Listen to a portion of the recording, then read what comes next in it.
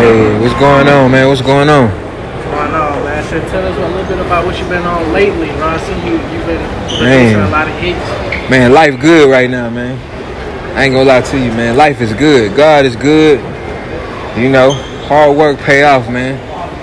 For sure, yes, man. sir. I can definitely tell. Man, tell us a little bit about how you started working with Durk. I say it was what?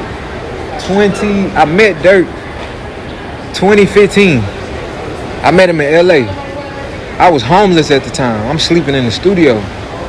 But a friend of mine, Free Shitty, by the way, Brick Baby, that's who introduced me to him and DJ Bands. They brought me to a mansion that he was living in at the time. And so when I met him, he was stiff on me. Durk, he didn't want to have nothing to do with me. He spoke to me and kind of like brushed me off. Yeah. I say by 2016, I run into him at the studio with Young Chop. I guess maybe my approach was wrong. I was a little too excited. He did the same thing. 2017, I just so happened to run into him at a studio called Billboard Studio. Shout out Billboard Studio in Atlanta, Georgia. Got one of the best sounds, best engineers, best producers. Shout out Billboard Hitmakers, them my guys. But anyways, I ended up running into Durk with Young Chop at Billboard. So he didn't remember who I was at the time. So we reintroduced ourselves or whatever. He tell me play some beats. Shit, the first beat I play, he tell me load it up. I loaded up. It wasn't no engineer that'll record him. Shit, I hopped in the chair. I pretty much took control of the situation.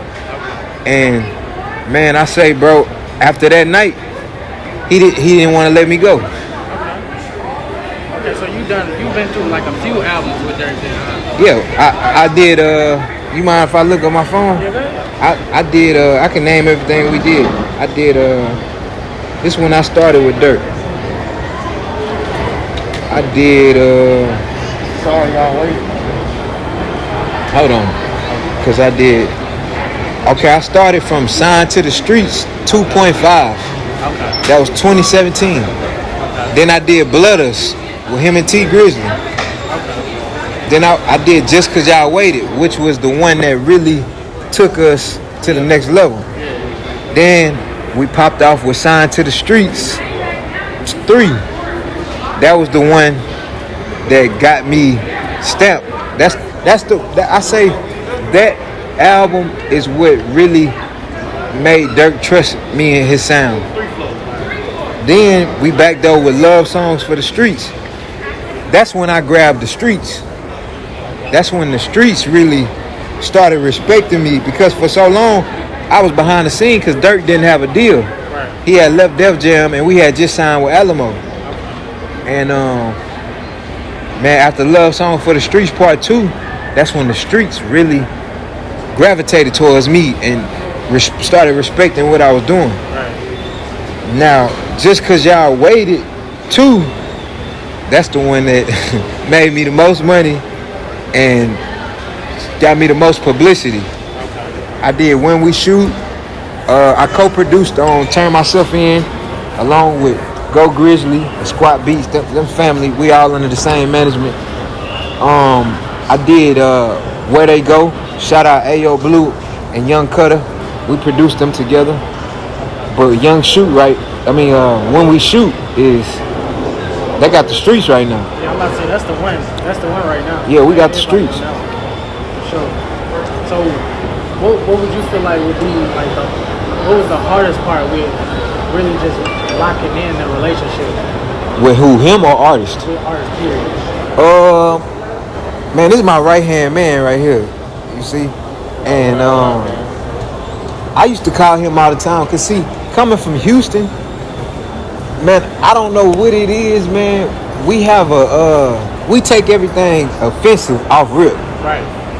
So the hardest part for me was not being in my feelings. And it took my dog right here explaining that to me. Get your money. Don't take it personal. You ain't in the streets like that. You not from the streets like that. So don't go in there with that mindset of trying to buck with them. And it took me a while because I'm still a man at the end of the day. So, you know, I still got that Houston mentality. I'm fresh in Atlanta. I'm in Cali. I'm all over the world. So, you know, they talking to me a certain type of way, but I had to learn. It's niggas is be on drugs, egos, and they want to see how bad you want it. So, I say the hardest part was not taking things personal. Learning how to keep my mouth shut. Not, you know, I get into it with somebody and then go tell this man, and then that'll get back to this man. So I had to learn how to move, be a man. I really had to learn how to be a man. Like, the industry taught me how to be a man, for real. And then, so like, what is the strategy that you have now to put like a face with your name? Because a lot of people know your name, a lot of people know your tag, but nobody know the face with you. You know what? That's my secret. Okay. That's what I like. Okay. I don't, because I'm not in it for the fame. Okay. So you gotta understand, I can go to any artist, and I'll say this modestly.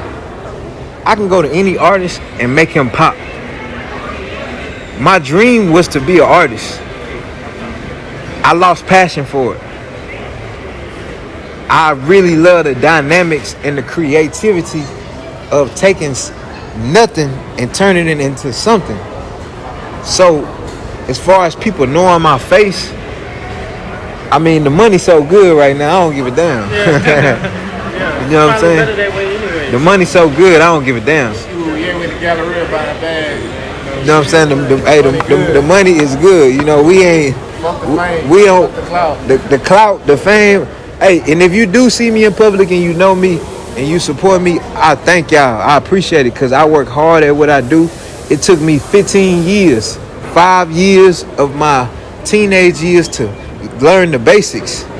And it took me my whole 20s to really solidify my name. So I'm finna be 30 years old in December. So that's 15 years. And my last question to you, bro, is like, how did it feel about when you produced the song "Laugh Not Cry Later" with Durk and Drake? See, let me explain the story behind that.